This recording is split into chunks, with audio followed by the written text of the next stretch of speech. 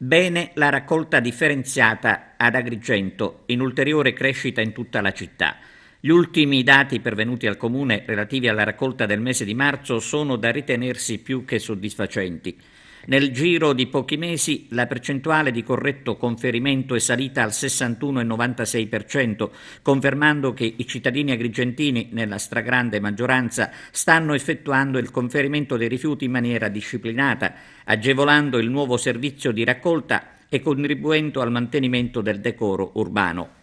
Ci sono purtroppo i soliti incivili. Le multe da 600 euro della Polizia Municipale, che utilizza anche delle telecamere nascoste, sembrano non preoccupare più di tanto i maleducati, per cui si sta pensando, ove possibile, di denunciare alla Procura della Repubblica per danno all'immagine coloro, i cosiddetti lanciatori seriali, che verranno sorpresi a gettare i rifiuti, il cui comportamento nuoce proprio all'immagine della città.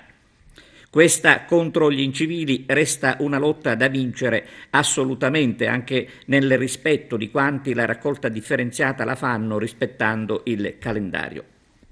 Il traguardo raggiunto a marzo, dichiara l'assessore Nello Amel, dimostra che i cittadini hanno condiviso l'impegno di puntare sulla raccolta differenziata per consentire di scongiurare il pesantissimo aggravio di costi che sarebbe scaturito dalla prospettiva di conferimento dei rifiuti all'estero.